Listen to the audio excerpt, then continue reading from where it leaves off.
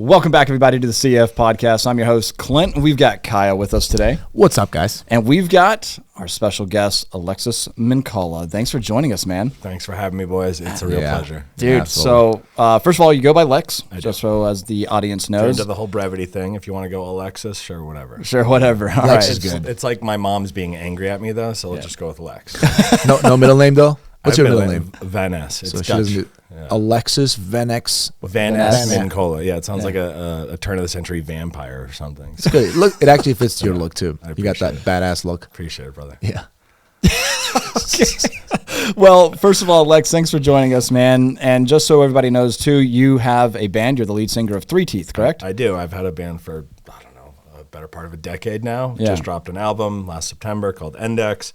Go check it out if you're into heavy music. But yeah. Oh, I am. Yeah. Yes. No, heavy music and guns, they go good. Oh, yeah. Oh, Don't yeah. we So have we'll get into that. We'll talk about the gun culture. First of all, let's go ahead and lay down the premise of our location too, because right now we are at Terran Tactical Innovations TTI's range, Terran Butler's range, out here in sunny California.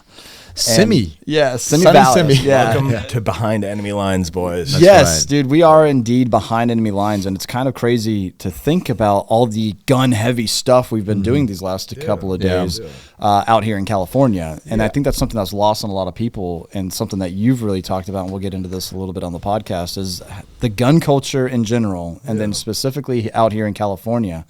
It's not a gun-friendly state, but it's very gun-heavy. I am pleasantly surprised. Yeah, I mean, California, for one, it's huge. It's a largely agrarian state. You know, there's more farmland here than probably, 80% of the country. And I feel like at the end of the day, the culture here is probably, it's not Los Angeles. Do you know what I mean? California is not Los Angeles. People think, oh, California is a fucking cesspool. Yeah, No, Los LA, San Angeles Francisco, those places are cesspools. Yeah. Don't get me wrong. But the minute you get outside of it, you could be out in the high desert, you could be up in the mountains, you could be, there's so many places that are not LA that are just insanely beautiful, for one. And also, a lot of people are armed to the teeth here, you know?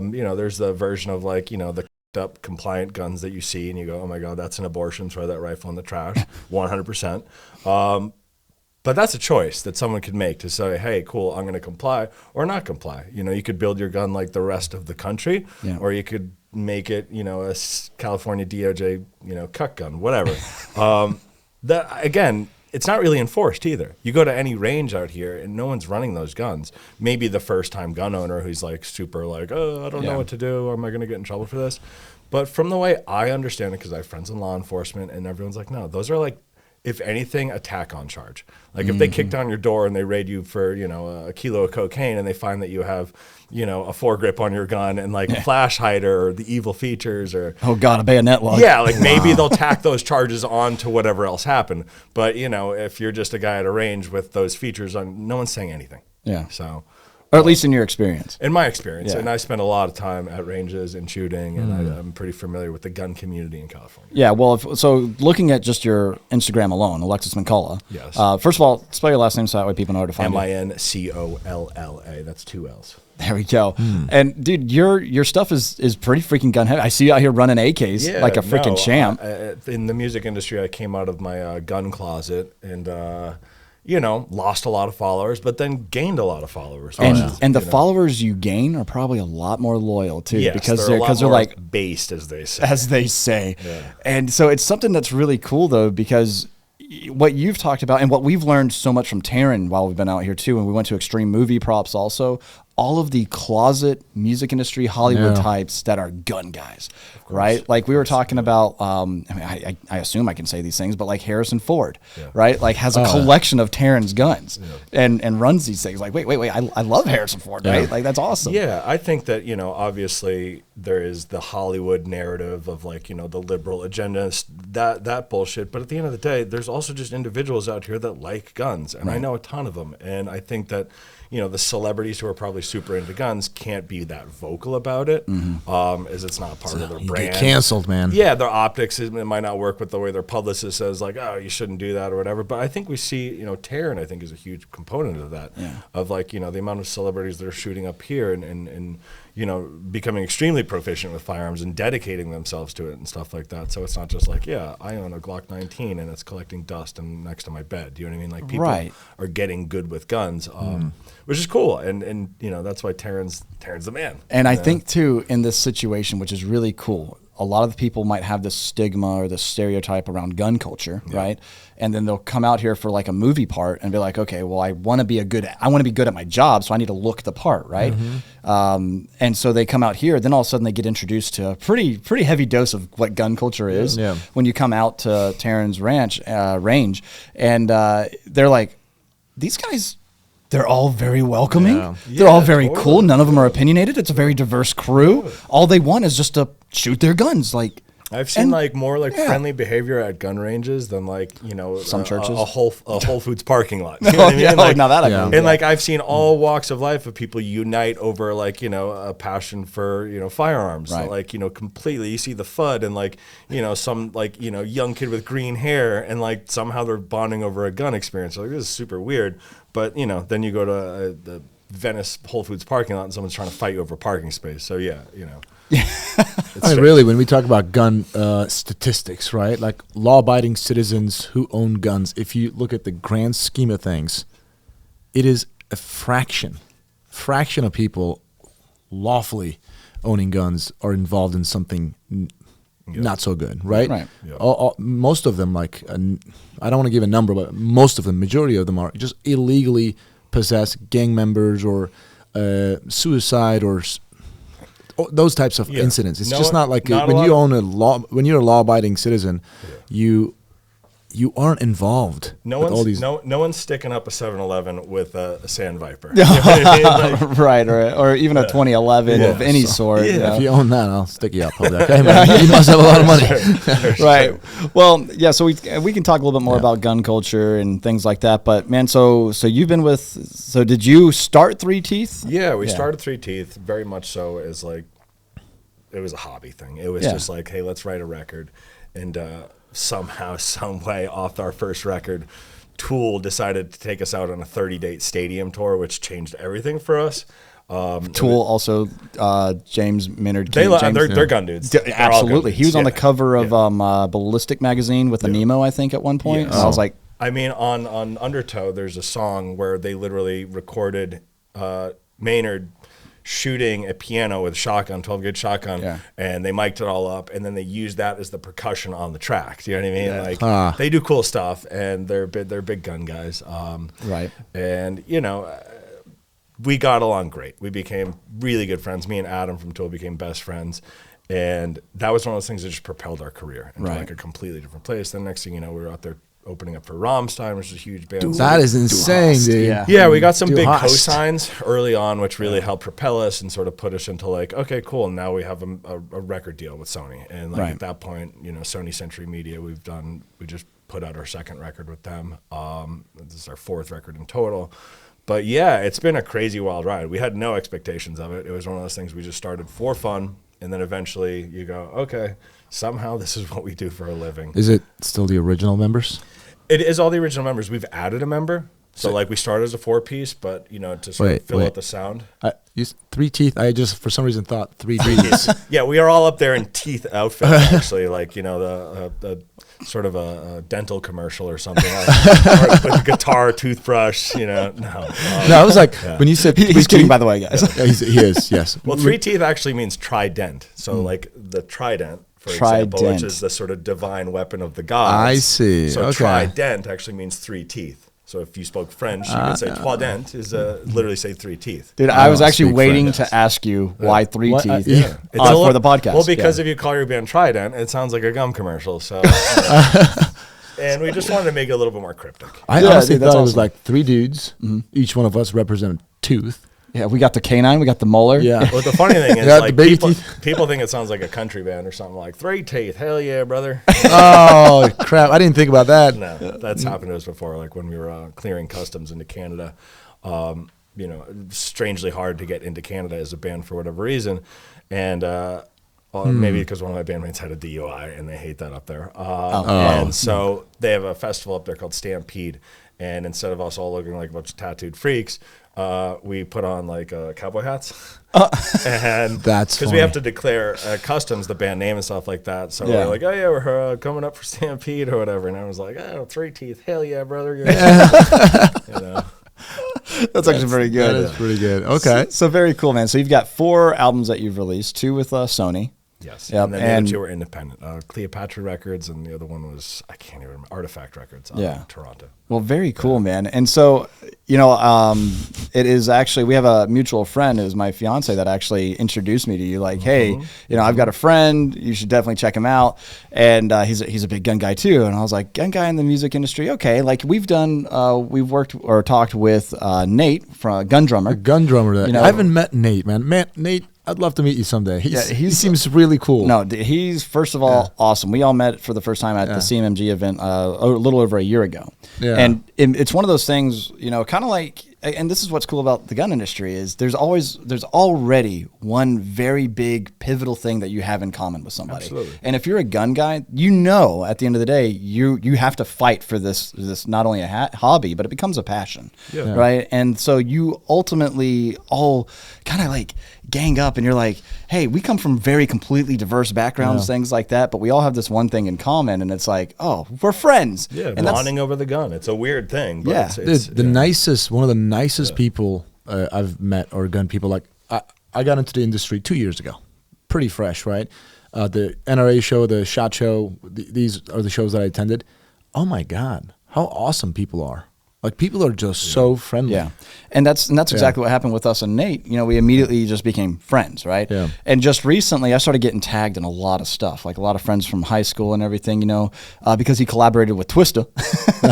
And that video is pretty sick. Yeah. Dude, it's sick, man. And people were like, dude, you should totally collab with this guy or hang out with him. I'm like, obviously you're not a fan of my work because we have. Because we're literally friends. And and Nate, I'll get a 2 a.m. call or morning from him, but like, dude, I've been drinking. What you up to, man? I'm like, sleep. And he's like, nah, fuck that, dude. Let's talk. We haven't talked in a while. Where's he located? I consider myself a friend of his. But you don't know where he is. I don't know. Ryan, do you He's on the internet. He's on the internet. He's on the internet. He's a phone call away. It's classified, but we're not. It's classified. But dude, and it's just super cool, to think about that. So you guys should probably collaborate. I mean, honestly, like there's like a marketing guy at Sony, and he was like pushing me to do it. That's who put him on my radar. He's like, oh, you should do something with Gun Drummer, and I'm like, oh yeah. Well, and look at this. The community. I want to play the guitar. They should do like we should do like a have him as secondary percussion, like in it's like Slipknot's got always a guy banging on a fucking steel drum up there with a bat. That's like cool. We got our guy with just 2 2 M4s. Yeah, there you go. Perfect. Yeah. Well, which again is just super freaking cool. So cool. 4 studio albums, 2 with Sony. Gun culture is awesome. We all know that. And then just thinking about it though, because like I said a little bit earlier, out here with Taryn, we hung out with Extreme Movie Props, learned quite a bit about the industry there, and quite frankly about how little actors actually know, which nobody really caught that as a surprise. But then we saw other things, other props and stuff like that, and we're like, dude, there's a lot to learn here and a lot to take in. And I can understand why accidents happen on set. We won't talk about anything specifically. But it also opened our eyes up to a couple of other things. And it just shows that, man. You know what? Sometimes we just think we know. Yeah. That's such a humbling experience. Like you think you know, and then you meet somebody who actually knows the story in this case, obviously, but this applies to everything else. You're like, well, I think we try and apply the responsible gun ownership safety rules to what happens on a set. And obviously it does, applied it to a certain extent, but for the armor, but even the way the armor, he was explaining, it's like, he's like, we actually look down, like first thing we do when we check a gun, we look down the barrel to make sure there's light because there's no, right, because no responsible gun owner looks down the barrel of their gun. Opposite. But the things they have to do on set as best practice is very different from what we do. And that's simply because we all know what happened with Brandon Lee on the set of The Crow. Yes. And we learned a little bit more because I think there's a lot of misunderstanding or misconception as to what actually happened. But, ultimately there was a bullet lodged in the barrel prior to the scene being shot. Squib load is what we call it. Right. And then on top of that, we also learned that a lot of the blanks that are used in movies are actually very overpressured, so you get that muzzle flash, so you get that fire for effect. So right. Ultimately, if you have a squib load in there with a very hot load of propellant, you're getting very fast moving. When it was explained to me, they said that a 44 projectile hit Brandon Lee at the velocity that a 44 Magnum would be shooting you. I was like, dude, that's a blank. There's no way it's moving at that same speed. And then they were like, it's the pressure. Then they were like, here's the blanks that we use. And I was like, oh shit. Yeah. I was like, oh, okay. Because again, I'm going in with what I know. which is wrong. Exactly. You No, know, it's like I'm talking about an industry I have no idea about when it comes to theatrics, movie stage, and things so like that. some people may ask, like, hey, I think this is a really good topic to educate people, because I was fascinated by what I learned yesterday. Shout out to Gary. So why do you have a projectile scribbler? Somebody may ask, in an environment where they only use blanks. Especially if they consider it to be a quote unquote prop gun. Prop guns don't really exist. Exactly. They are real guns. Yeah. And what they do is they use actual real looking bullets. Like everything is real, but no powder in them for close-up shots and stuff like that. And that's why that was a long time ago. Now they have that BB system. Right, yeah. That they throw and they have fake primers, things like Fake that. primers, But, stuff like that. but in the case for Brandon Lee, they needed something to look real. Yeah. And the armor on set was pretty much just got a bullet puller and said, oh, okay, we can make this look real. But there was still gunpowder residue left in that case. And then somebody pulled the trigger. And this was before the filming started. Yeah. Somebody pulled the trigger, heard the pop, and was like, oh, well, that was funny. Anyway, let's continue on. Yeah. Never, didn't think anything of it. Now, all of a sudden, there's a 44 projectile lodged in this barrel because it was ultimately, it's kind of like those Aguila Calibri rounds or whatever. You know, it's like they're gunpowderless. It's just the primer that's setting off enough pressure to put that 22 projectile right? Yeah. So imagine that just happened, but with a 44 Magnum, that's a much heavier projectile that just didn't get the oomph to exit the barrel at that point. So either way, an accident was going to happen. It's a freak. It's a freak accident. Freak accident. You know what I mean? Yeah. It's a workplace freak accident. If you think of the amount of movies that have been made, and the fact that this has only happened apparently 3 times in Hollywood. Yeah, because the first one, I can't remember the name, John Hexum, I think it was. Yeah, because he thought it was dummy rounds. Yes. Spins the cylinder. Always wanted to play Russian roulette. Pop. Yeah, but you know what? People think, oh, you know what? The actors should have known. Dude, they can't. What we learned yesterday, even if you check your gun, right? You're a responsible gun owner. You check, the round looks real, but it's not, because he's told it's not. All right, and in John Hexum's case, that was dumb. Oh, when he shot himself in the head? Yeah, like there's still this like, hey, we get for your job, you might have to at some point break a couple of gun laws because you don't want to aim at something you don't intend to destroy, right? Yeah.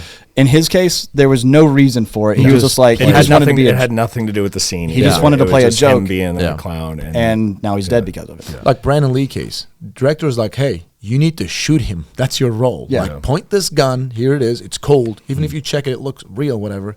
You point and you press the trigger when they say action. Well, what is he? And if someone hands you a cold gun on set, you would assume that it's a cold gun because you have to assume everyone on set is doing their job. Exactly. And because you're being told in other recent cases, you're being told that the armorer said it's a cold gun. Yeah. The director has told you it's a cold gun. Now you're told, and you're not a gun guy, obviously. Yeah, exactly. In the case that I'm talking about, obviously. But even if he was. Even if he was, those rounds, like, I'm a gun guy. I look at that revolver. Yeah, if it happened to Clint Eastwood on set, everybody would probably have a little different, opinion on it. But fuck Alec Baldwin, no one likes him. So, so there you have it. Yeah, you look at it. The projectile looks real, but it's not because it's supposed to look real. Yeah. How's he supposed to know? Right. Yeah. So a whole different ball game. Really, again, we're just talking about things that we're talking about. Things that we've learned about things we don't know about. Exactly. Which is again, which is fun. That's a fun conversation to have because it's like it's eye opening. Yeah. But at the same time, maybe don't lie about not pulling the trigger. Yeah. At the end of the day, you're wrong. But and this goes to say too, practice just basic gun safety. And something else that we were told was, some armorers, prop masters, things like that will say, hey, the camera will not have your line of sight. Yeah. Aim 3 inches to the left or the right. You can cheat it with movie magic. Exactly. Just in case. Just in case, right. Some other things, cool. Let's get back to like the music industry, some more of your work, things like that. Because like I said, when I was first introduced to you, I took a look at your social media, saw all the gun stuff that you're doing, pretty gun heavy. And even in your music videos, you attempt, if not do. Yeah, we like putting guns in music videos. Yes. I mean, let's be honest. Guns are sweet. And, they make, there's a reason why they put them in every Hollywood movie. Could you imagine making movies without guns? That'd be a snooze. Yeah. Every now and then there's some good movies without guns. Movies. Yeah, like I was going to say The Notebook, but I'm like that's pretty heavy. John Wick was a good one. Yeah, John Wick didn't have any guns in it. We're not talking about John Wick. We're talking about John Wick. It's John the other. But speaking of which, we did do the music for Guns Akimbo, which was funny because we were on tour and the director Jason Howden just hit me on Twitter because everyone's like, "How does that happen?" I'm like, he just DM'd me, and he was like, "Hey, I'm working on a movie with Daniel Radcliffe." And he's essentially, they gave me the synopsis. He's like, yeah, he just like wakes up one day and like 2 guns are bolted to his hands. I was like, I'm in. Yeah, it was like, this sounds wild. Done. What was your involvement on that one? We recorded 2 songs for it. 2 songs. Yeah, we did. We didn't get to pick the songs, but they were cover songs. So they wanted us to do, I'm drawing a blank on it, Spin Me Right Round by Dead or Alive. And then Ballroom Blitz. And it was funny because in those scenes, they had temp edited them already. And they temp edited the scene that we put Ballroom Blitz in with Prodigy, Smack My Bitch Up, and like the tempo was like so much higher to the edit. So we had to write Ballroom Blitz at the tempo of a Prodigy song. So it feels manic. But well, if you've seen the movie, checks out. Yeah, I mean, there's like, that's a pretty cool scene. But yeah, that was a pleasure to work on. It was one of those things we didn't have a lot of time, so we didn't get to overthink. We were actually on tour when we did it. And Sony got us a day off in Southern Ground Studio in Nashville. So we actually recorded it in Nashville as we were all dog-tired on tour. And I feel like somehow that makes it better because, like, you're out playing every night. The band's feeling pretty tight. So, like, normally we don't record or write or anything while we're on tour, but that was a fun experience. Dude, that's super cool, man. Yeah. When are you touring again, man?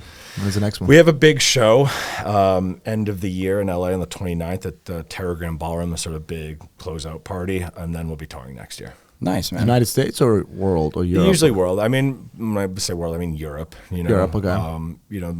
The market. Some markets you want to play, but they don't buy tickets. So, gotcha. It's one of those things that it's tough. Like, you'd love to go and play Russia, but like, you don't sell merch in Russia because it just gets knocked off, and people don't buy tickets there. So, So I feel like maybe it's kind of a spicy time to be.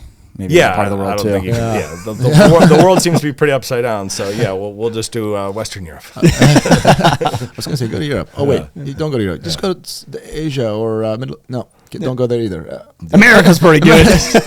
I mean, I prefer touring here to be totally honest, but it's fun. I used to live in Europe. I lived in Italy for 5 years at my university over there. I love Europe. But in terms of like the comforts of touring as a band, you're like, I like air conditioning and ice cubes and a big giant bus because like you can't take a big bus through Europe because the streets are very small. So it's like a van tour and like Oh, that must suck in there. Yeah, it's tough. Yeah, it's well, hey. But it's like it's a completely different experience. It's fun because it's an adventure. Like I always say, like when you're in a foreign country, getting a toothbrush could be an adventure. Do you know what I mean? Like every little weird experience becomes something where like, I don't even speak the language. Like now this happened. I'm in Finland and it's like, some guy ended up taking me to this weird place and now like, I don't know where I am. Naked. Yeah, totally. So you are, I'm a huge heavy metal fan. Like people, when they look at me, when I first tell them, they're like, what, you? Because I guess I don't look the part. I'm supposed to look a certain way, but I love heavy metal. Play the guitar a little bit. I've seen the videos. You got some riffs. You got some riffs. Just a couple little things. I'm not good. Like I will never say I'm good. I'm not good, but I enjoy it. Right, it's amateur stuff. Who are your favorite bands? Like big stuff. Give me a couple. For sure. I mean, like Pantera. Like for me, like of course. I love like Dimebag as a guitarist. For me, is like God bless his soul. Yeah. Unfortunately died of a gunshot, as you guys know. But Dimebag's an absolute legend. I think that for me, he's probably my favorite guitarist. Just love Pantera. I think probably my second favorite is Randy Rhoads. Died in a plane accident. I love how the best guitarists all somehow have to die. Which I loved that era of Ozzy, Diary of a Madman, Blizzard of Oz. I loved that early Ozzy.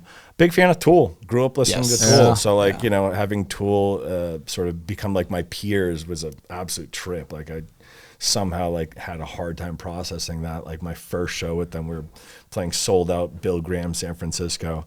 And Primus actually was on that tour with us too, but they didn't play that date. So it was us doing direct support for Tool.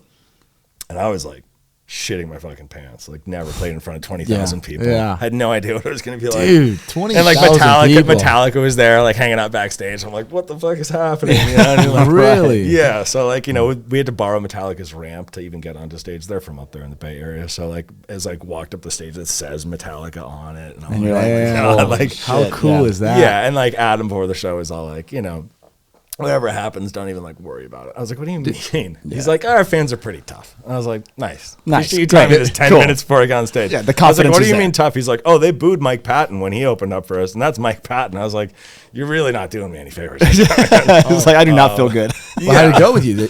It was awesome. I think I played the entire first song with my eyes closed because I didn't want to look at the crowd. Luckily, I had sunglasses on. But, after the first song and the applause of 20,000 people, it doesn't really sound like people. It just sounds like static. Do you know what I mean? Like that sound in the arena. And then after that, I was like, cool, I'm now addicted to this. All I want to do is play arenas. I tasted the blood of the dragon, and now I will never go back to a small club. But no, I love club shows. I love smaller shows. It's Danny Carey, actually, the drummer for Tool, who's probably one of the greatest living drummers ever, had this sort of point because he plays in like a couple little jazz bands type of thing. He still plays like the Baked Potato in Burbank. Like he's just a great player who loves to play, and a super humble guy. Yeah. But he was saying, he's like, yo, when you play a small room, you got to kill every motherfucker in that room. Like you see people, get them all. Yeah, you can see their eyes, you can see how they're reacting. When you're playing in an arena, Right. for 20,000 people, you don't see anyone. Yeah. It's just like Just a blur. It's just You a just blur. see a blur, Yeah, it's very impersonal in that respect. You almost don't feel like you're playing for anyone. Not to mention you have what feels like a 40-foot barricade between you and the first person in the Right. crowd. Good point, dude. I So it's didn't like think you of that. really have this sense of almost isolation, and you're sort of working just, the stage sounds amazing, which is awesome. Good stage sound can you're enjoying your own show. Right. You know what I mean? Yeah. But in terms of like that feeling of like when like people are like grabbing at your feet and like you see the people and it's like a sweaty sort of crazy rock and roll experience, I still love that. Yeah. I think like a huge fan of like Queen, right? Yes. And then when you think about Live Aid and Freddie Mercury up on that stage, and we've all, and if you haven't seen the movie Bohemian Rhapsody, like just the opening riff, like I was already starting to get emotional. You know what I mean? Yeah. And Jen, the end, and of course you learn his story, and it's a tragedy. Yeah, for sure. And so it's a very emotional thing, but then you just see and how he can control the audience. No, he was one of the greatest performers ever. Dude, then you look at just just how significant, how large that crowd was. Yeah, and then you look at his teeth and you go, how did that voice come out of that mouth? Right, and you're like, dude, so I can only imagine. I mean, hell, the first time I stood in front of a camera, I was intimidated. And then all of a sudden, it's like, I can't imagine what 20,000 eyes, but let alone, tens of thousands, beyond 20. It just keeps going. After we did that tour, because that was 30 dates, sold out arenas, anywhere from 20,000 to maybe like one of the biggest ones was like maybe 30,000. Like like my green room was like the San Antonio Spurs locker room for a show. Damn. Do you know what I mean? Like we're playing basketball arenas. Right. The Nashville Predators in Nashville. Do you know what I mean? Like the Bridgestone Arena, like all these places you're playing backstage, and it's a little intimidating because you're like, dude, like why am I even here? Do I like, the imposter syndrome never goes away. But after that tour, it went away for a little bit. Yeah. Dude, you know what I mean? Because you're like, I did this, so Right. fuck you, I can do anything. And it's good to be proud of yourself. Yeah. It's good to be like, I did this, I put in the work, and this is awesome, right? But also, you've got this wonderful sense of humbleness too, which is something that can go to a lot of people's heads. Well, it wasn't my crowd. That was the other thing. When you're opening up for a very big band, I sort of like made the analogy of like it's like taking a helicopter ride up to Mount Everest. Yeah. You didn't climb Everest. You did get the perspective from up there. You got to look down. You get to sort of like see what approach might, be to get there. Yeah. So it's still humble because you didn't do it yourself. I'm playing in front of someone else's huge crowd. But to get that perspective is priceless, I think, to show you how to get back up there, and to see like, oh yeah, I see what it's like up here. And the other thing I did realize is that no one knows what the fuck they're doing. Do you know what I mean? Like even at that level, you're like, oh my God, this is a millions of dollar production every night. These guys are my idols. And then you kind of realize, no one knows what they're doing. Right. Is it discouraging at all? Like when you get up there, like, oh man, there's no way I can get here. Like I think only because the industry has changed so much that I think that like if my band existed in the 90s, I'd be a much bigger band. But I don't think that music in general is where it used to be. I think music is in a tough spot. Yeah. Where I don't think you're going to see any more arena metal bands after Metallica and Tool. Do you know what I mean? Like there's those bands don't exist anymore. Speaking of Metallica, man, I'm so glad Dave Mustaine punched James Hetfield in the face. Are you really though? I really am. Do you know why? That's how Megadeth was born. I mean, I love Megadeth. I love Metallica. Both those bands still ripping and like touring, which is crazy. Yeah. But yeah, Dave's very outspoken. Dude, Dave is like crazy. Love him, but he's crazy. So anybody who doesn't know the story, Dave Mustaine, James Hetfield, they started this band together, Metallica, way back in the early 80s. And they kicked Dave out. Kicked ass. Yeah. Well, they kicked him out, but here's what happened. Dave is very crazy, so they get into an argument, he and James Hetfield, and Dave is just like, screw you, and they're like 18 years old, whatever, punches James Hetfield in the face. James like, you're out of the band. Yeah. So they're in L.A. Dave Mustaine gets on a bus to New York, like across country. He's like, that was the worst moment of my life. I didn't know what to do. He had a lot of time to think in that bus ride. He had no money. And then he came up with Megadeth. And Megadeth, like Emmy Awards, like Grammy. Yeah, it's so funny. Megadeth won a Grammy, and this is like when he went up to go get it, the Grammys played Metallica by accident. Oh, that is funny. Yeah, I didn't know that. Really. Yeah, that's like how. Wait a minute. He's always sort of lived in that shadow of that, where it's like he's constantly been defined by that. Mm-hmm. But I mean, that dude is a prolific writer. But when you think about like the success of Megadeth, though, like hey, he may have not been very successful, but look what he did with Megadeth, dude. I'm telling you, I love Metallica. I love playing Metallica riffs. That's because they're easy. Because I'm not that good. But anyways, I love that. But Megadeth, dude, Metallica is more like a soft metal to. There's an argument out there that Metallica isn't really metal. Well, there's everything up until the Black Album, right? So like there's this sort of like, okay, then like Bob Rock produced it. They did this sort of like crossover, more like I guess, I don't want to call it accessible. Mm-hmm. I personally love the Black Album. I think it's great. I do too. I think it sounds phenomenal. Do I think they have anything good after that? I don't. Like I mean, like they got some good. The songs. snare on Saint Anger is like that's heavy metal's 9/11. But if you look at Megadeth, right? The Threat Is Real, Angry Again, Tornado of Soul, like they're freaking good songs. Yeah. So Megadeth. So with that being said, I'm glad, Dave, if you're listening to this, I know you're not. Who knows? Maybe he's a closet gun guy. I'm glad you punched him in the face. Mm-hmm. James, love you too. We got two awesome bands. Yeah, oh yeah. Hell yeah. That's all. At the end of it all. And of course the band's sound will change over time too, And I think that's something that's important to sort of make a distinction, because I love Metallica's first albums. They're some of my favorite. Yeah. Ride the Lightning for me is like insane. Like Master of Puppets, amazing. Yes. Do I think that they're supposed to make those records today? No, obviously not. I mean, even for my band, 4 records into it, we made very different records. You don't want to make the same record. Your fans somehow want you to. Right, which is really funny. Which is insane, because they're like, no, we'll just make the thing that's good again. And new people will hear your music and like it, but then maybe the OGs are like, those guys suck now. Yeah, and I think about that with one of my personal favorite bands, Avenged Sevenfold, right? Mm-hmm. Like, dude, if you go back and listen to some of their first albums and then listen to their latest album, it's like night and day. Like, is it the same band?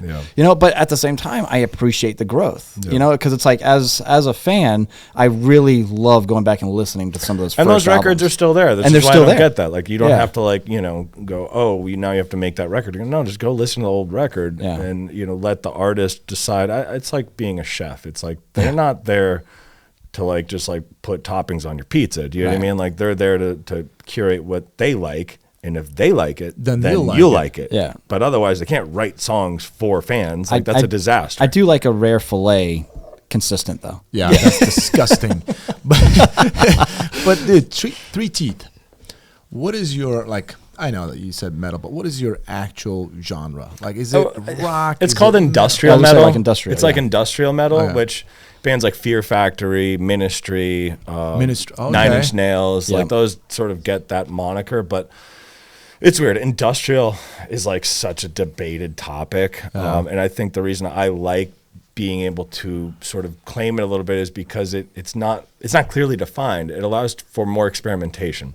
Metal has very specific requirements. Oh, you need the blast beat, or you need the Cookie Monster vocal, or you need this. So it's like, I don't have to play by those rules. Yeah. Because I get to exist as the secret. It's more like third. a hybrid. Yeah, exactly. Like we have electronics. Like you put a synth in a heavy metal song, and people are like, "Gay." Like if you put an industrial song, people are like, "Oh, that's cool." That checks Yeah. out. Yeah. So it afforded us more, I guess, flexibility. Gotcha. Speaking of Nine Inch Nails, we'll get back to gun talk here in just a minute. But we talk guns all the time. Don't get me wrong; it's never boring. But at the same time, it's not every day we get somebody that's actually in the music industry to talk with us here. Speaking of Nine Inch Nails, though, what Johnny Cash song was actually a Nine Inch Nails song? Hurt. Yep. Did you know that? I was just gonna say, Master of Puppets. No. wow, whoa. Left field. Very much so. But yeah, Hurt, which was one of Johnny Cash's like final, like one of his like just iconic songs was actually, and if you listen to the Nine Inch Nails one, like I feel the emotion in Johnny's a little bit more, but Nine Inch Nails is like dark. It's absolutely. heavy. And Trent Reznor is an absolutely prolific songwriter. I mean, sometimes to the point where it's annoying. Yeah. Like we'll be in the studio like when we're writing, and we're like, "Oh, this is sick little line." I'm like, "Oh wait, that's from Nine Inch." It's like, "Oh, we can't do that." Yeah, right. And it's like anytime you try and find a thing, it's like, "Oh, that sounds cool." It's like, "Oh, Trent already did it." Yeah. But, Just he's phenomenal. the GOAT, artist. man. Yeah. I mean, that guy is so talented, and the fact that him and Atticus Ross just now do scoring. Yeah. They're just scoring everything, and everything that has a cool soundtrack is those dudes. Yeah. Dude, do you know who's the GOAT? In what sense are we talking about here? 'Cause- Guitar playing. And you know where this is going. I think you said it to me when we were driving to my truck. Anybody who but I disagrees can't. with me right now is wrong. Okay. Buckethead. Buckethead is insanely talented. I mean, there's nothing like it. I'm in Insanely love with that talented. guy, dude. Yeah, that dude is insanely talented. I've just he can An play absolute 30 weirdo. minutes. An absolute weirdo. I know. You know But- he's autistic. Yeah, of That's course. what- Of course. Of You course. don't achieve that level of proficiency in anything unless you're slightly on the spectrum. I was told, I mean, and if somebody who's listening, you can correct me if I'm wrong, that he's autistic, so he's got stage fear. That's why he put the hockey mask on and the bucket hat on, or a bucket over his head. And just because he's got that stage fear, he just likes to play his guitar. He just wants to be left alone. Yeah. Dude, he is so good. Air guitar, right? I can't move my fingers while playing air guitar, and this dude is just destroying, not missing a note. Yeah, no, he's fun to watch. That's why. Like he's like a freak for sure. You know. His tone. Yeah. There's something about his tone. Hold Me Forever. I think about some of these guys and just the type of talent that they have. Like, have you guys seen the video of Chad Smith, 30 Seconds to Mars? He's never heard this song. Oh, the drummer, yes. Yeah, Chad sorry. Smith Red Hot. Chili Peppers. Yeah, and he's never heard the song The Kill, right, Yeah. by 30 Seconds to Mars. And first of all, I'm like, how have you never heard this song? But he's like, yeah, I don't know it. And he's Well, listening. I never heard My Milkshake Brings All the Boys to the Yard. Yeah, I we never know. heard that one. But he's never heard this song, and so they're playing it for him, right? But leaving out the drums. Yeah. And they're like, hey, how would you add the drums to this song? Yeah. Oh. And so this is actually a segment. I can't remember the name of the what is it? Drumeo. Drumeo. So the segment where they bring in these different drummers and they're like, hey, have you never heard this song? And they're typically very popular songs, and they play these different songs, and they finally find one like, oh, you don't know this one? All right, cool. Well, here it is without the beat, without the drums. Now you add your drums to it. And some of the artists, some of the drummers would listen to the song a couple of times, take notes, and try to he listens to the song for the very first time. He's a couple seconds in and starts making a beat. And then some of it It's better. some of it's better, but he also hits like it's almost identical to what's actually 30 Seconds to Mars did, but he adds his own little twist to it, and it's incredible. Drumming requires so much feel and touch Yes. that like different drummers have different what they call pocket, Yeah. which is like it's they're like slightly ahead or behind, and it can give it the sense of style as Yeah. well. Like drumming is a weird thing that those dudes are built different. Yeah, for real. If you're gonna dedicate your life to just banging on stuff, like you're They're you're built different, like you said. Yeah, and dude, I think about, as I talked about Avenged Sevenfold, the Rev, Sullivan. I think when he died, that was like such a sad thing, because I remember I saw him in concert several times. And just the beat that he could do and how fast he could do it, and watching both the pedals and everything. Oh my God, I'm getting chills thinking like about it. Joey Jordison from Slipknot when he Yeah. passed away as well. I thought that guy was like, he actually changed a lot. Like he was jumping with like aluminum sticks and shit because he could just go get around the fills faster. Like that guy was a freak. So what about your 3Teeth drummer and guitarist? Let's talk about those guys. We've changed drummers a few times. That's like we ended up, our bass player was originally on drums, but Andrew is such a freak talented musician. He plays everything. He's one of those people that like, pick up an instrument. he can hear a song once and he'll tell you like, you know, every note in it and play it backwards and forwards. And like, you know, you're like, oh my God, like he like looks at music different. It's like seeing the Matrix, you know what I mean? Yeah. So, you know, he's always doing different stuff in the project where it's like, he's got a bass guitar, but then he'll like play synth lines as well. And like those modular synth stuff. So too talented to play drums for us. Anyway, so we ended up replacing or adding another drummer in there, and got a guy, Nick Rossi. He's a great drummer, great guy. That's the other thing. Like, you got to have great guys. Like, it doesn't matter how talented they are. I'll take a great guy over an extremely talented guy. Like, if you're like living on the road with them, it's like you just want people that you get along with that are good hangs. So you can play, you can vibe together. Yeah, man. it's so important. You can kill it on the stage. Yeah, which is kind of interesting because some bands do not and somehow still pull it off. Yeah. You know, there's obviously like notorious sort of schisms within, you know, bands like Tool, where, you know, Adam and Maynard don't talk. Yeah. And I always thought like that's got to be so crazy that you could be in a band like that. And then like the way I described it was like everyone in that band is like their own planet. Yeah. They have different buses. Yeah. They have different dressing rooms. Really? Yeah. But then when they get on stage, the planets go into sort of orbit. They align. Yeah, it turns into the same sort of cosmos, and you go, "What the hell did I just watch? This is insane." So, that sounds miserable, man. I'm sorry, dude. I got to be honest. I mean, being a band for 10 years, everyone like we all know our shit. We're family. We hate each other. We love each other. I can't imagine being in a band for that long. Like I don't know. It just seems crazy to me. Like, how long have you guys been doing this together?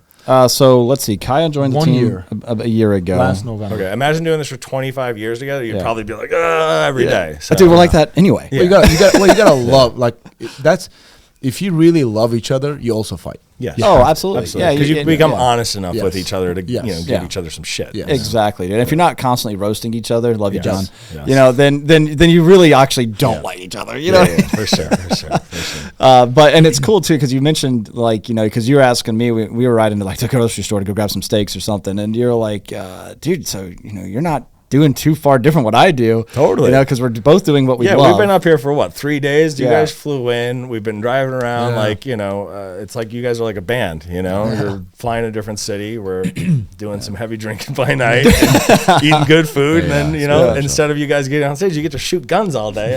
So instead of you guys are music, essentially rock stars, but with guns. Yeah, with guns. Yeah, you know, and I'm cool with that. Yeah, it's right? a pretty good gig. So getting back into the gun talk, what got you into guns? I had an uncle who was, you know, they're collectors as well, my uncle and my grandfather, which is funny. They have a great collection of some really rare stuff, and it's in the will for me when they pass away, which is awesome.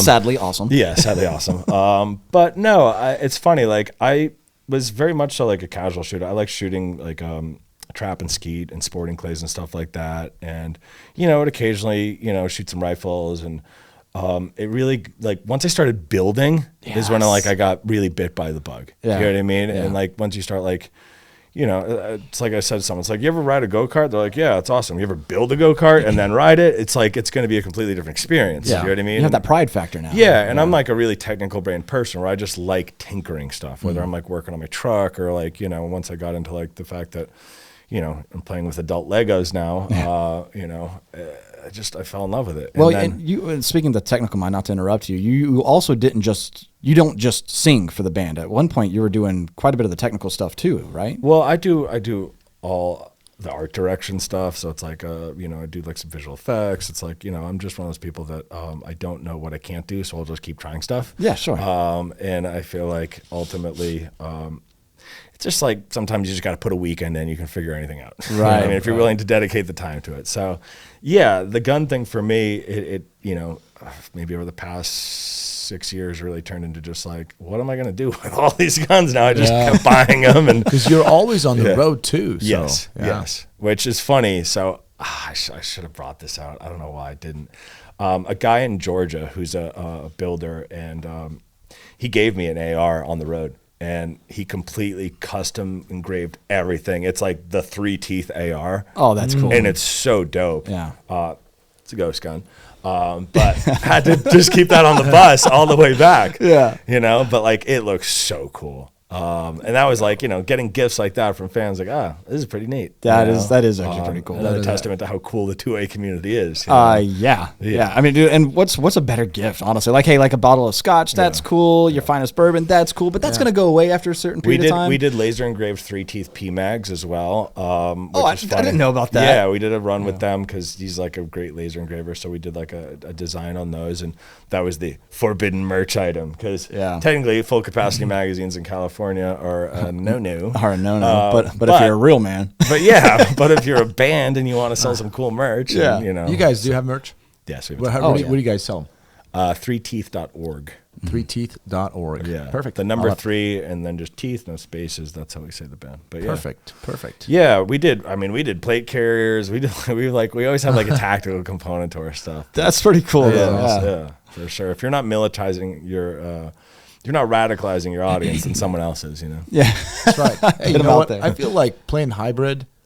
Okay, but if you just draw a line and stay on this side of it, you're just gonna get more loyal, real followers. Yeah, I mean that's right for me. Like there's no going back. Like I said, after I was like came clean with my love for firearms and sort of constantly posting about it. It's funny, like Sony was like, you need to make a TikTok. You need to make a TikTok. Constantly like berating about it. Ban you on the spot. Oh no, this is the thing. And I was like, I'll post a TikTok. I was just like me blowing up refrigerators with tannerite out in the desert. And it got wildly popular very quick. And then I got 16 violations. And then Sony was like, don't make a TikTok. It's like, all right, that was a mistake. Yeah, well, it's great. It got them to stop nagging me to post, which is great. Make cupcake videos on TikTok. It works. Yeah, like shooting at the cupcakes. Shooting at the cupcakes. Yeah. So say, hey, I made a cupcake. Well, I did a whole thing like that because California can't have a suppressor. But I was like, is this a suppressor? And I would just be like, today we have a hothouse cucumber taped to like a Glock 17. Oh, dude. And then today we have a potato. And like we were just like the DB meter, just like testing on the desert because we recorded our last record on the desert. Boys are gonna be boys, bro. I did the same thing on my YouTube thing. I literally put a pineapple. I taped that. Some of it works. I mean, you get actual sound suppression out of a lot of things. You do. I put a like pillow there. Yeah. And I put an oil can. Like, it's just we did it with a 300 Win Mag and a roll of paper towels out at Texas Blinkings Ranch. I can't imagine that did much. It didn't do anything. It just created an absolute mess. Yeah. The cucumber was surprisingly good. If it's long enough, it's like a monolithic. For what context? It's a monolithic cucumber. Shooting? Yeah, it was like a monolithic cucumber. Yeah, the Greek suppressor. For the Greek hitman out there, you get one shot. Obviously, the thing disintegrates. But in terms of the sound suppression, I was like, meh. Pretty good. Pretty good. I mean, so it's science. Cucumber it is. Yeah, cucumber or potato. Yeah. Hey, ATF, that's not a silencer. It's science. All right? Yes. It's not a silencer. Exactly. It's vegetables. Yeah, it's vegetables. It's produce. It's good for you. So California gun culture, man. So first of all, we all know the gun laws here are absolutely terrible. Yes. What are your thoughts, man? Like, because you have to have a fin or a bullet button. You don't really have to do any of that, to be honest. And I think that the reason they do that is they make the gun look so bad that you're not going to want to own it. You know what I mean? Like, so because we want to. All right. So put it this way: Hollywood, ironically, YouTube, ironically, video games have inspired, I think, an entire few generations. Yeah. Like, dude, I would love. Maybe I personally wouldn't want to own an MP5, but I'd love to shoot one and try one because it's so prolific in Die Hard, in Call of Duty, and all these other movies. And then they shoot it, and then they're like, I want one. I do want one. I absolutely want one. Yeah. And then they shoot an AR for the first time. Oh my God, these aren't terrible, big, bulky, heavy recoiling things. This is fun. I'm going to go build one now. And so they want to, and what I think you're getting at is they want to take that away. Like, I can't own what I see now that is so prolific in front of me because it looks like this. Well, there's an obvious aesthetic component to firearms. Right. Do you know what I mean? And that's why retro builds. And I think a lot of people who get into it are there for the aesthetics initially. Do you know what I mean? Like, it's like when people build their first gun, they usually build it off the things that look cool, and then eventually they like find a philosophy of use to a build, and and then they go, actually no, you should purpose build. Do you know what I mean? Yeah. And like there's a utility component, but I think people who are sort of just getting into it are just like, this one looks cool or this optic looks cool because I used it in Call of Duty or something like that.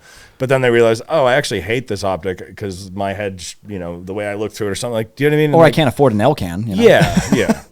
Totally. But I think that California, like those gun laws, they're not making anything safer. I think they make things more dangerous. I think it's hard to get a good purchase on a grip with a fin on it. I don't know what that's doing. Dude, do people Has anybody brought a lawsuit against California in an All the event? time. I'm pretty sure in an event, like all the Firearm Coalition with those No, dudes I mean this. suing the shit out of them constantly. I meant like on an individual level. Let's say this is my house, and I got one of those neutered guns. Yeah. Right? Really bad. Because I believe they're unsafe. I right? completely agree. So a guy comes in, or whatever. I'm in a bad situation, self-defense situation. I'm 100% in the right. And because of the neutered version of that gun, I was unable to protect myself properly, and that inflict more harm to me than good. Anybody? I have a point. I have a point to make. We just had our podcast that we filmed the other day, just prior to yours, was with Vince Ricci. Yeah. And he faces a very similar situation because limited capacity in his Glock 26, 10 rounds only. And he did everything right. And it wasn't a concealed carry situation. He was on his own private property, right?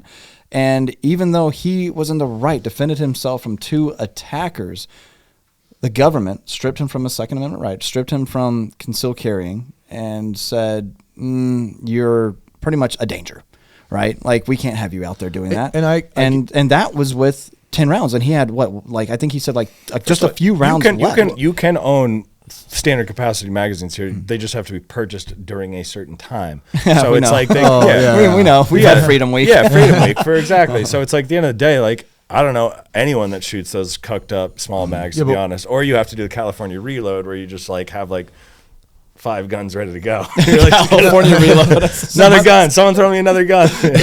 my point is just like we know California is going to screw you over. That's what I'm saying. I'm talking about. I got an AR with a weird barrel and screwed in magazine where I can't change the magazine easily, whatever.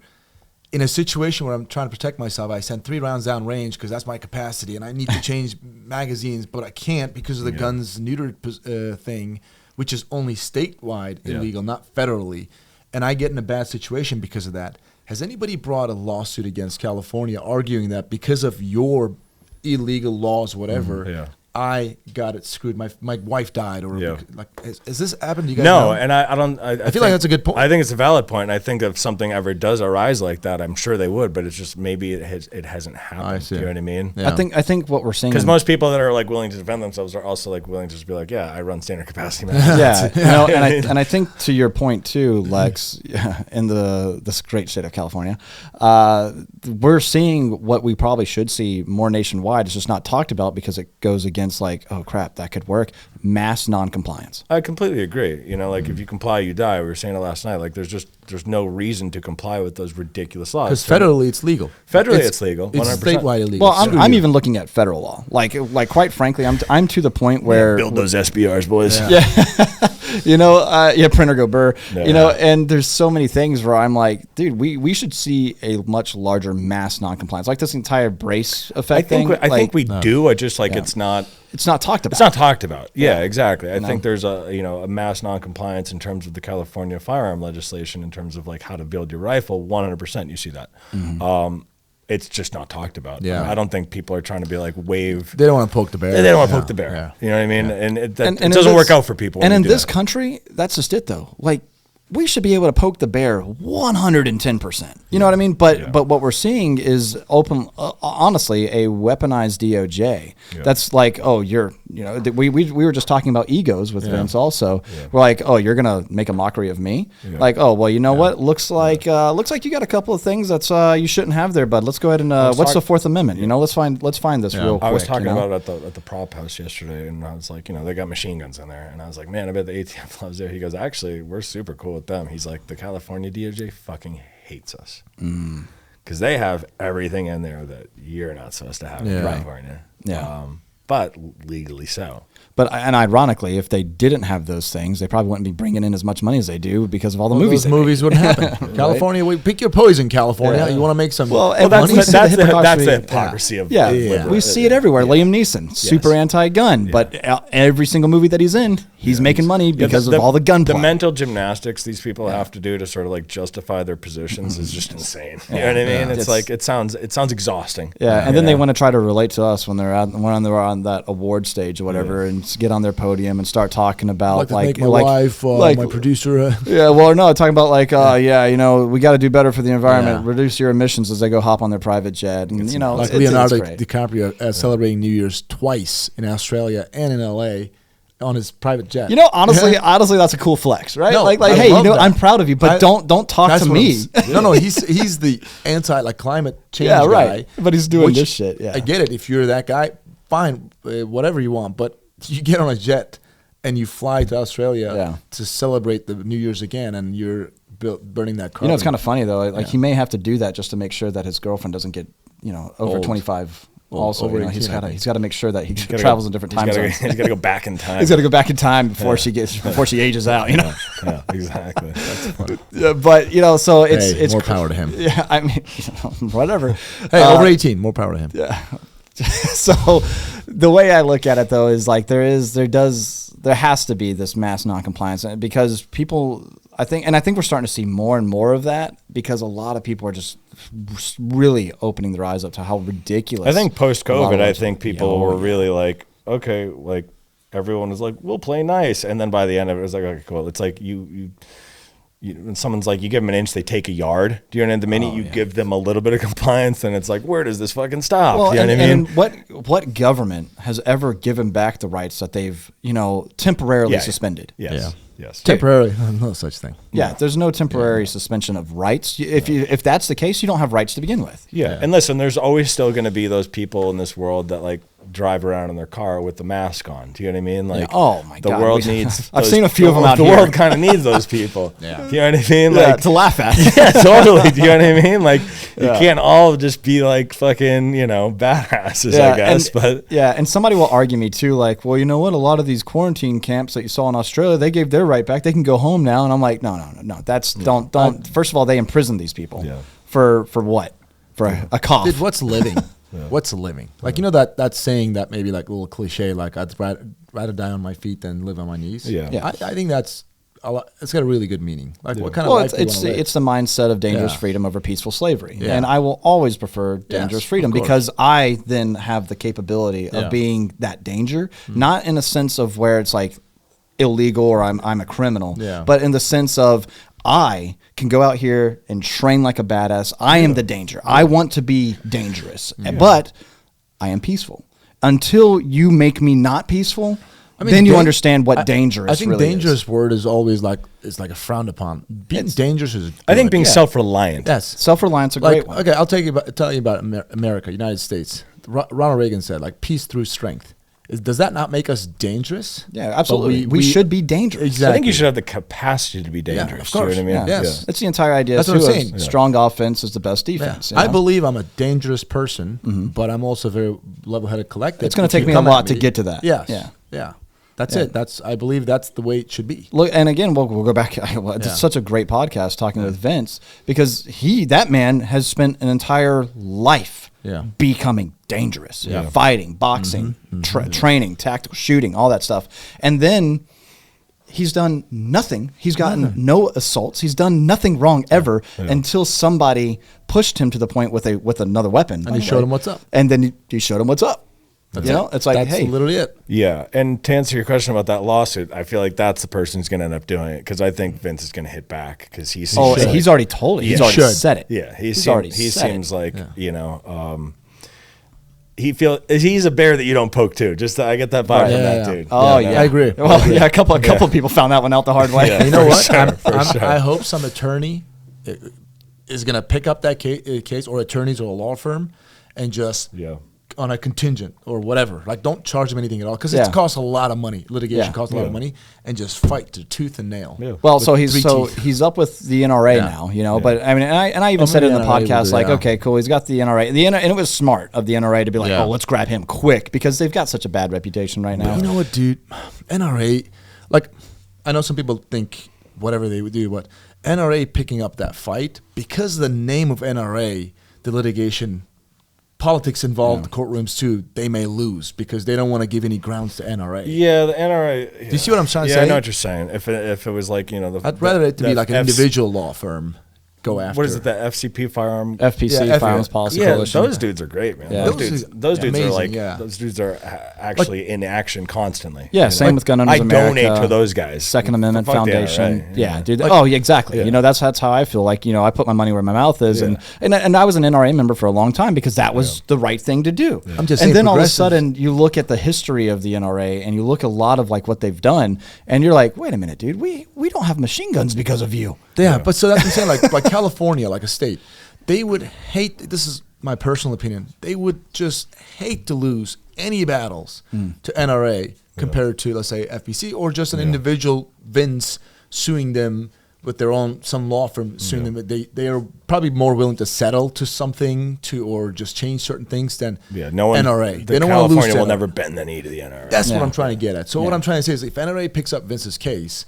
and they go after California, California's like, bring it on, dude. We're gonna fight till the death. Yeah. But if another law firm picks it up, maybe it won't get as much publicity. Yeah. And maybe there could be something changed. Yeah, there. yeah. Does that make sense? What Yeah, I'm saying? I know it what you're does. saying. Yeah, I get what you're It's saying. like it has an optics component. Yes. Right. It's something else that's kind of funny too is, you know, I've talked with people before, you know, that are very anti-gun. They're like, oh, we can't stand the NRA and what they do and their lobbyists and how they just buy these politicians. Like, I can't stand them either. And they're like, wait, what? I was like, yeah, they don't do enough for the Second Amendment.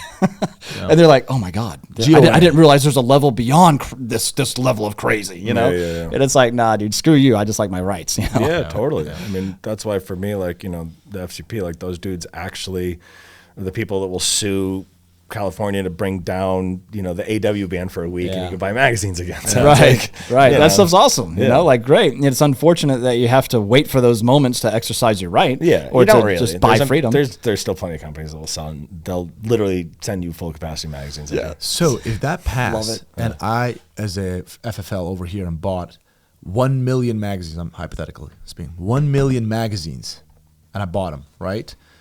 Can I still kind of give him to my friends or whatever after it's banned? I'm not an attorney. I don't know, but in terms of Like, sure, you know. Yeah, I mean, Yeah. there's you can do whatever you want at the end of the day. Yeah, totally. You know, You it's not just- illegal just- until you get caught. you Yeah, know? just the consequences of your actions you can't control. Well, like I'm Yeah. saying, I know companies that will 100% send a full capacity magazine to California in the mail, Yeah. and you know, And then it's up to you to make sure that it's compliant. well, even You like know? they do things where like they're just like, oh, they'll send them to you like with like a tiny little like rivet in it or something. Yeah, that it's you and knock it's up. pinned. Yeah, You know, it's But you limited knock to it 10 out. mils. Yeah, and Yeah, you're you like, know, okay, cool. now, And that's why you know. like the whole like I don't know, it's such a ridiculous little game that has to be played here. Yeah. With like you can get pretty much, you know, anything, but like the loophole that you have to play is just dumb. Yeah. You know what I mean? It's like they're not stopping anything; they're just making it harder for law-abiding citizens. You know Well, what it's I like mean? the state of Massachusetts. First of all, they just passed like some super anti-gun stuff. So make sure you guys are calling your legislators and that place, there. and in terms of the legislation there and here, Yeah. I think they're probably fairly comparable. It's probably far worse in Massachusetts, but being from Boston myself, Yeah. there is no gun culture there. No. You know, you go to a range and it's just like, you know, cops who like beat their wives. Do you know what I mean? It's like you come out here and it's like you actually have fun at Rangers. There's Yeah. people that are like, you know, have really cool kind of Gucci fun stuff to play with and people who train and there's a million tactical schools and Yeah. like, you know, awesome manufacturers. There's places like Taryn, like California has cool gun culture. Right. But what I'm getting at with Massachusetts is it's just like what you have with California, whereas like there's these dumb little loopholes. Like for instance, you can't buy an AR in Massachusetts. You can build one. Yeah. So what will an FFL do? You'll see a gun on the wall. It looks great. They'll dismantle it, hand you the stripped lower, hand you the pieces, and say, figure it out.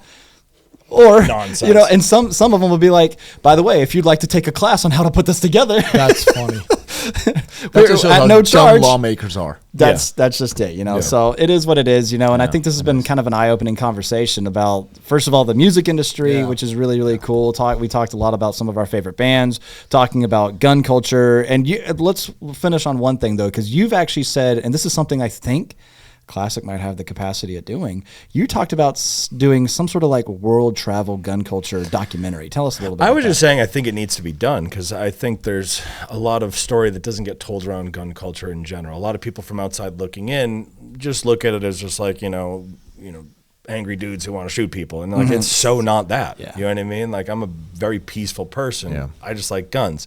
But in terms of like doing some sort of like Anthony Bourdain, no reservation style show, traveling around the world and sort of exploring the human relationship and the dynamic that people have with guns, and sort of being able to tell a greater story rather than just like, what the story that most people get, I think would be eye-opening for people. I think what's challenging about that is the platform, because it's just so totally controlled. Yeah, you're not getting that on a lot of places. It's almost like Lauren Southern and what she has to do for some of the documentaries she makes. It's all independent, Well, I also think in general, also having no agenda aside from just the idea of just exploring what it is. Don't go into it and be like, oh, we're going to try and make it look like this or like that. It's just really go in there and see what it's like. You know? Like this country here, we're such a heavy quote unquote gun culture because this is literally our history. This is our upbringing. Yeah. If it wasn't for the weapon, gunpowder, cannons, things like that, we wouldn't exist as in Massachusetts, nonetheless. Right. Which, dude, like I've driven through Lexington and Concord and been like, this is where it started. Like this is the shit. And I feel amazing. Then I remember out in Massachusetts and I'm like, this sucks.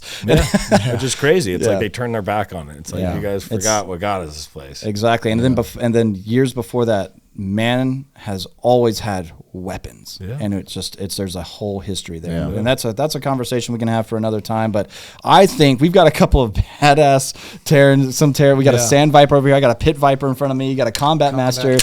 And we got a range that is just begging to be shot the hell up. So what do you guys say we take a break from this? Let's do it. We could probably have a part Less 2. talking, more shooting. Let's do it. You'll be at SHOT Show, the Gundies and stuff, right? Hell yeah. I think we can have another conversation there. So guys, comment down below if you've heard of Lex and 3Teeth. Talk about some of your favorite music. By the way, Merchant of the Void gets stuck in my damn head all the time. It's a sticky one. Yeah, it's a crazy music video too, by the way. It's a wild one. Yeah, it's a good one. So Merchant of the Void's a good one. There's quite a few of them that I absolutely love. Latest album was fantastic, by the way. Appreciate it, buddy. Yeah, and we're all pretty much fans here now. I'm probably the biggest fan, but I'm a fan of what you guys do, so it's cool to be here and hanging and shooting. And past few days has been awesome. So. Yeah, so glad you're here, man. Lex, thanks again, bro. Guys, really appreciate it, man. Guys, Good talk. Yeah, absolutely. Comment down below too. What would you like to see in the future from us, from 3Teeth? And as always, we appreciate you and your viewership. God bless. We'll see you next time at the CF Podcast.